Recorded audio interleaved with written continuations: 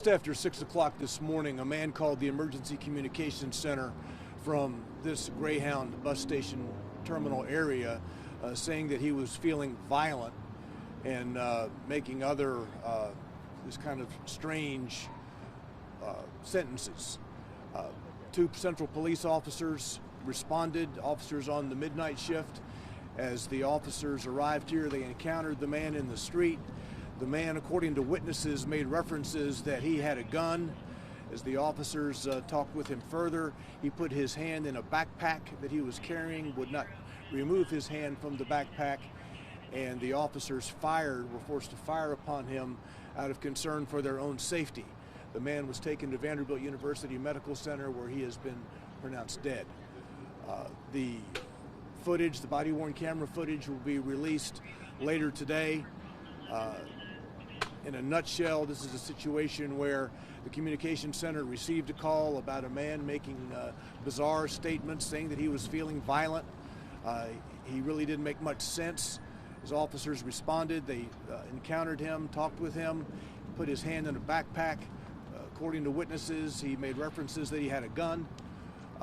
Not taking his hand out of the backpack despite police officer commands, the two officers were forced to fire upon him out of concern for their own personal safety.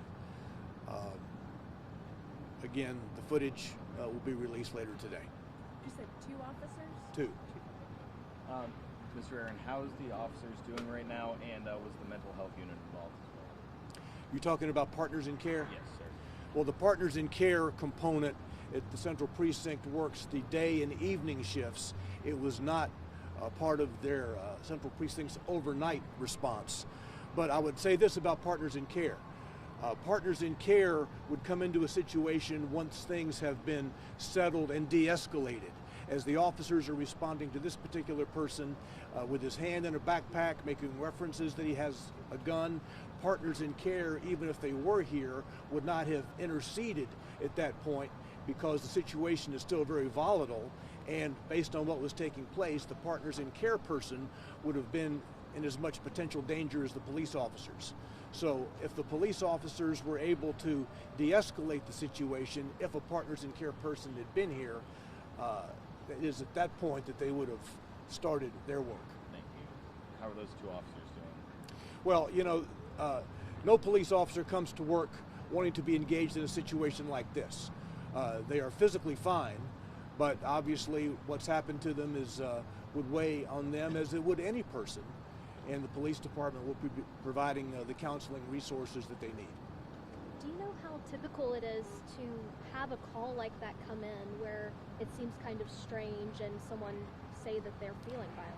Well, you know, the Emergency Communications Center receives hundreds of thousands of calls a year, and I think you and I would consider a good many of them strange. So no, it's not unusual to receive a call like this. The officers, when they got here, hoping that it would not be the situation that they encountered, but indeed it was. What happens now? What happens now with the investigation and the officers? Are they off work for a little bit, or what happens? So by policy, the Tennessee Bureau of Investigation will handle the actual shooting investigation. That occurs with all officer-involved shootings. The TBI is here. The TBI, I will tell you, has checked the backpack that we've seen in the street. There is no firearm in the backpack. The police department's Office of Professional Accountability will be conducting an administrative investigation to ensure the police department policies were followed as to this. The two police officers are on routine administrative assignment while the investigation progresses on routine administrative assignment, so they can assist with the TBI agents and with our investigators as this process moves forward. Do you know if this person who was shot was someone who was, using the bus, passing through, or were they someone who... At this point, the person has not been identified. I understand he is a white man, is the only descriptor I have on him at this point. Is this a pretty common spot for police to be responding to lately? Well, you have a lot of folks coming and going through the Greyhound bus station. Yeah, there would be calls for service at this bus station as you would have at other major transit places. Yeah, there's activity here, police calls here, yes. We just talked, All right. Oh, so sorry. Do you care if I ask one more All right, question? go ahead.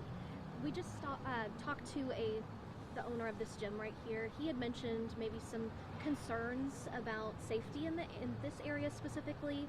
He said he was, possibly going to ask Metro to patrol this area a little bit more. Is that something that you guys would consider? Well, I think if you all could probably take notice that as you drive this particular area on Lafayette Street, on around Fifth Avenue, John Lewis Way, it's not unusual to see a police vehicle over here. This is a highly transient area with folks coming and going from the bus stop. There are calls for police services here, so the officers are here as necessary as calls are being made. So I would suggest to you that here in the Central Precinct, kind of the downtown area, there are a lot of police officers who are doing a lot of things, and this particular area is amongst the places where they are. Thank you, sir. Don, Thanks very much. is the bus station still open, or are they just temporary? I saw some people coming and going. Yeah, I think I think people can get into the bus station. Okay. Just I'm not, in case. I'm not nothing occurred inside the building that I'm aware of. It's Okay. It's right there in where you see the backpack. Yes. All right. Thank you, everybody.